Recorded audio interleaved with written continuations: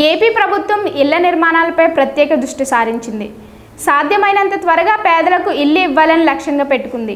100 రోజుల్లో 1,20,000 ఇల్లు నిర్మాణమే లక్ష్యమన్నారు మంత్రి కొలుసు పార్థసారథి. రాబోయే రోజుల్లో మొత్తంగా 7 లక్షల ఇళ్ల నిర్మాణాలు చేసేందుకు ప్రభుత్వం సన్నద్ధమైంది. గృహ నిర్మాణ శాఖపై సమీక్షించిన ఆయన గత ప్రభుత్వం సాధ్యాసాధ్యాలు పరిశీలించకుండా భూములు తీసుకుందన్నారు. రాజకీయ కక్షపూరిత ఆలోచనల కారణంగా ఇళ్ల లబ్ధిదారులు ఇబ్బంది పడుతున్నారన్నారు. 2014-19 గృహ నిర్మాణాలపై కొన్ని ఆందోళనకరమైన పరిస్థితులు ఉన్నాయని, వాటికి కూడా డబ్బు ఇవ్వాలని సీఎం చంద్రబాబు నిర్ణయించారు. గత ప్రభుత్వంలో గృహ నిర్మాణాలను వ్యాపార ధోరణిలో చూశారని విమర్శించారు ఆయన. సీఎం చంద్రబాబు ఆదేశాలతో ఇల్లు నిర్మాణాలను క్వాలిటీ చెక్ చేస్తామన్నారు. లబ్ధిదారులను ఇబ్బంది పెట్టాలనే ఉద్దేశం తమ ప్రభుత్వానికి లేదని, అయితే రుణం తీసుకుని ఇల్లు నిర్మాణం చేపట్టాలని, వారి భవిష్యత్తులో ఇబ్బంది పడతారన్నారు.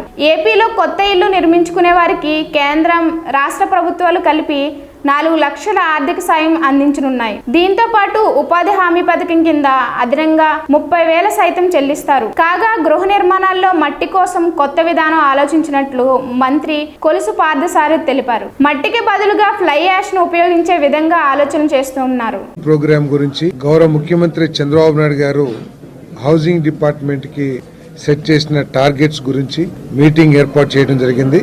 ఈ మీటింగ్ కి విచ్చేసిన గౌరవనీయ పార్లమెంట్ సభ్యులు మిత్రులు కేశినేని చిన్ని గారికి, మిత్రులు సహచర శాసనసభ్యులు మైలవరం శాసనసభ్యులు వసంత కృష్ణ ప్రసాద్ గారికి, మిత్రులు తిరువురు శాసనసభ్యులు శ్రీనివాస్ గారికి, కలెక్టర్ గారికి, కమిషనర్ గారికి, హౌసింగ్ డిపార్ట్మెంట్ ఎండి గారికి, మా చీఫ్ ఇంజనీర్, ఇతర అధికారులకు, వివిధ శాఖల నుంచి వచ్చిన అధికారులకు, విలేకరులకు అందరికీ నా హృదయపూర్వక నమస్కారాలు. ఈరోజు ముఖ్యంగా వివిధ కాన్స్టిట్యున్సీల్లో ఉన్న హౌసింగ్ డిపార్ట్మెంట్ కి సంబంధించిన సమస్యల గురించి చర్చించడం జరిగింది. మరి శాసనసభ్యులు కూడా ముఖ్యంగా వారి నియోజకవర్గాల్లో ఉన్న సమస్యల్ని ఈ సమావేశం దృష్టికి తీసుకొచ్చారు. ముఖ్యంగా హౌస్ సైట్స్ కి సంబంధించి మైలవరం కాన్స్టిట్యున్సీలో చాలా ఇబ్బందికర పరిస్థితులు ఉన్నాయి.